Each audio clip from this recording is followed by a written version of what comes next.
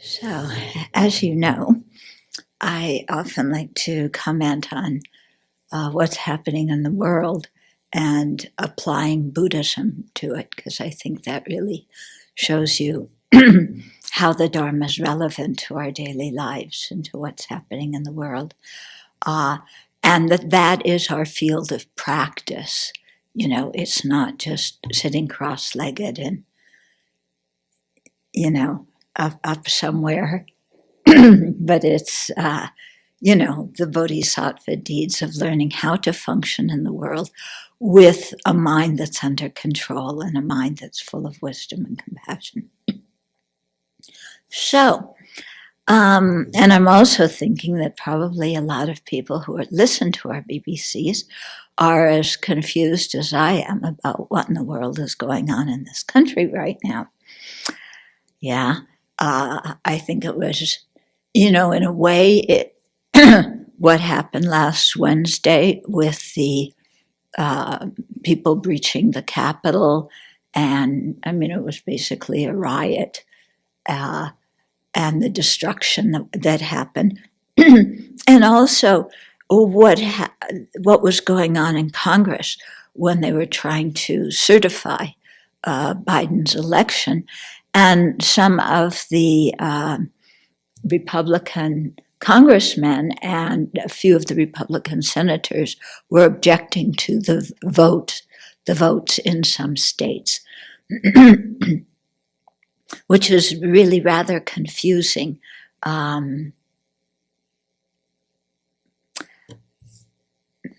Yeah, and that's why people are saying, it's destroying democracy, because what you have is the people who are elected, who vowed to support the Constitution, are undermining it with their actions. But that's not what I wanted to talk about today. But it touches on it.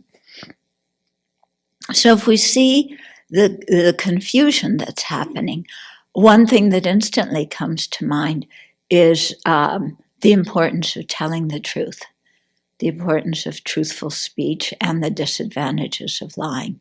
Because this whole commotion and the undermining of democracy is due to the big lie that Trump actually had a landslide victory, which has been discounted in courts, disproved by counting and recounting and again recounting votes in certain states. And so it's not true at all, but it's something that he made up. He spoke about it so much, and he even declared the election rigged before the election happened, meaning that if he lost, it was rigged, but if he won, it was okay. And then other people jumped on the bandwagon supporting his lie. At first, it was Giuliani and Sidney, what's her name, Powell, who acted as lawyers, and other people who were lawyers for the approximately 60 court cases that got dismissed about fraudulent voting, wasting a lot of people's time in the courts. And then the lie being perpetrated again and again in the media. And then the morning of January 6th at the rally, he again said it, and as he did in many tweets leading up to the 6th, and encouraging his people to come there as they were the patriots, and and right the wrong, because he was actually the victor of the election. And so here, one person's lie that other people jumped on the bandwagon with, some Congress people jumped on that bandwagon, some right-wing media jumped on that bandwagon, and then, and different, groups jumped on that bandwagon. And then from there, it got spread out to the general public. And many people, because they read it on social media or on certain right-wing news things, then they believed it too. Okay? And so, that one lie got spread around, and look what happened. Yeah? And I think what really shocked people the most is because the Capitol symbolizes for the world, apparently, the epitome of democracy, especially of American democracy. And then these rioters just walked in with very little police pushback. The police were immediately overwhelmed by it. So it was making me think again and again about Nagarjuna saying the value of telling the truth and not lying. Okay? Because if people had kept that, especially the president, then the whole thing would not have started. Okay?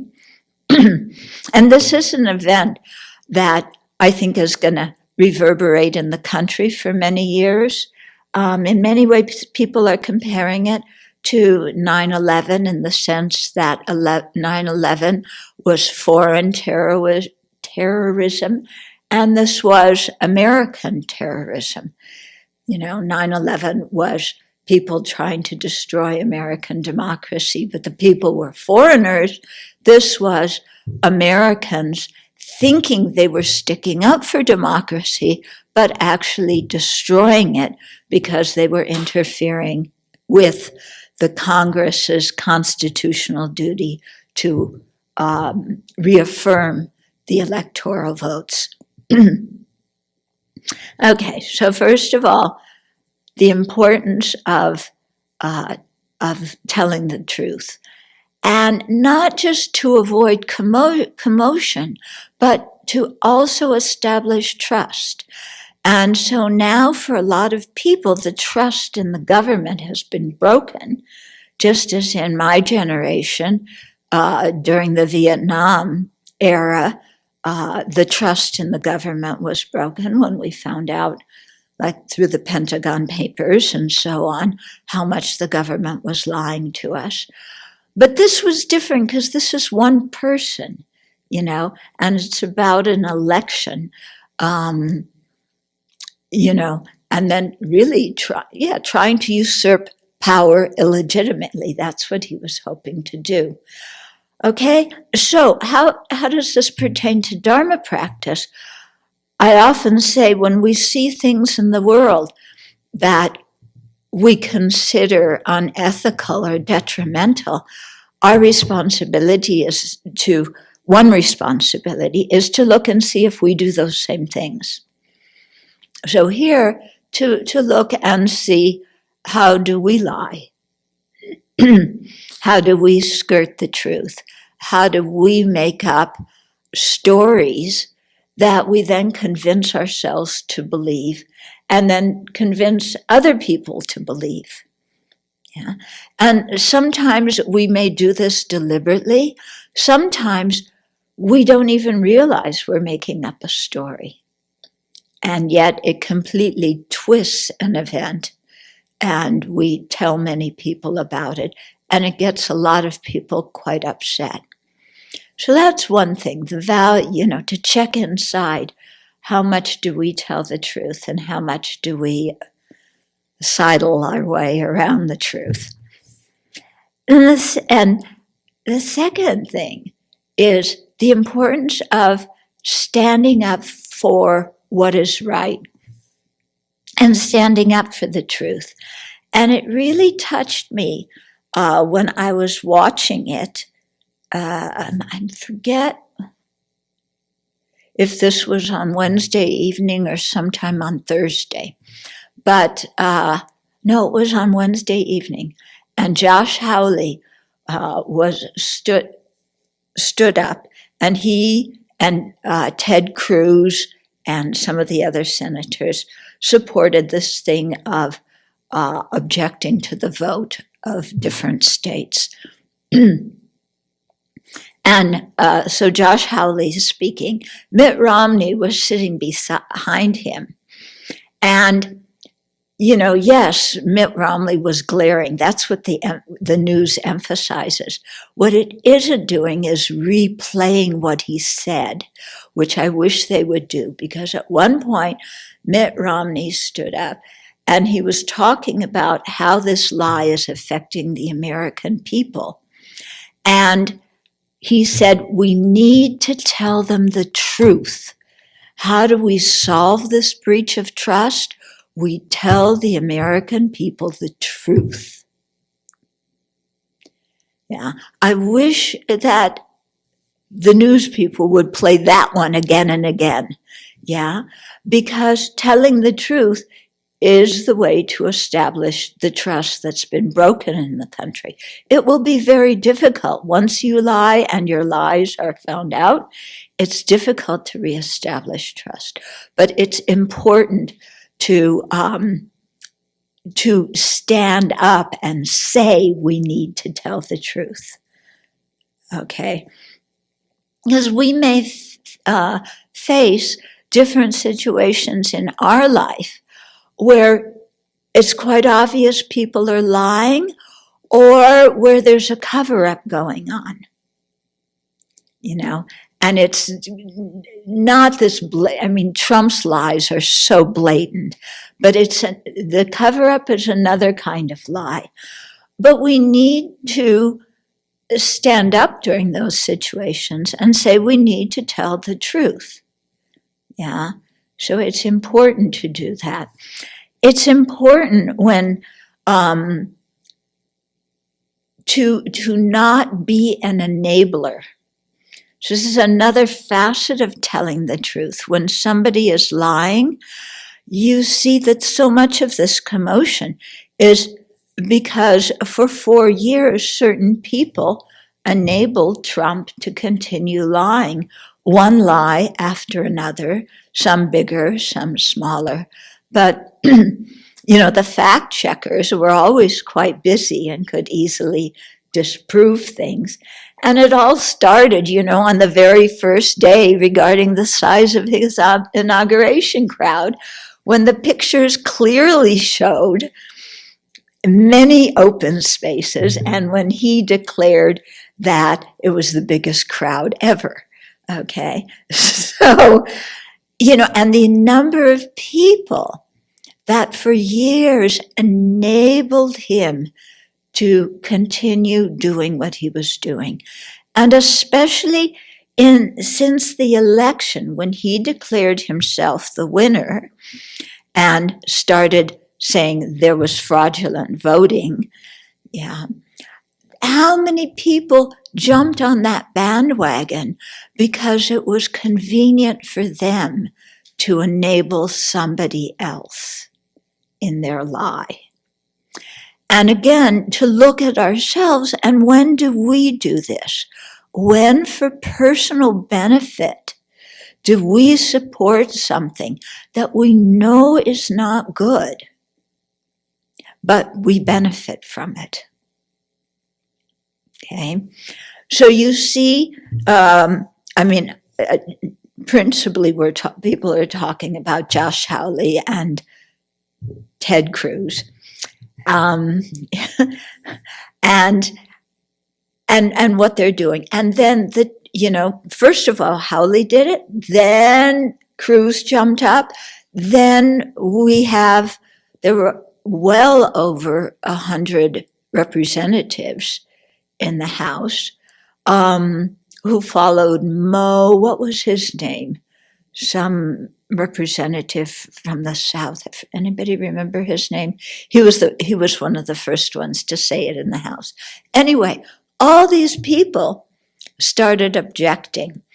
If only the House people, those Republicans in the House, had objected, and none of the senators had, the Congress would not have had to split and had into Senate and Congress, Senate and House, and have debates, But because there were both House and Senate people who were objecting, then, the people who were following Trump said, oh, look, those people also think it was a sham election and that Trump really won and that there was voter fraud. And when we march on the Capitol, we're going to talk to those people and we're going to talk to Mike Pence and convince them to overturn the election. Okay, so because Mike Pence had stated earlier that morning that he cannot overturn the election, but the other people were saying, no, we're going to object to the votes, and in that way, there's a whole process. We will be able to overturn the election. And that gave all those people who attended Trump's rally confidence that, hey, there's a whole bunch of people in the Congress who side with us. Yeah, and so that's why we say that those senators and House representatives were undermining democracy, by perpetuating a lie. So there were so many lies. One lie that he won the election. Second lie that their interrupting that whole procedure could actually change the election, which it couldn't. Okay? But people upholding those lies. So the whole thing of enabling somebody else for your own benefit. Because some of the people who did this, they did it either to get in Trump's good graces, because they have plans to run themselves in 2024, and they want Trump's base to think that they're fantastic. So they may have done it for that, or they may have done it because they're terrified of being criticized by Trump, because if he criticizes them, then his base won't support them.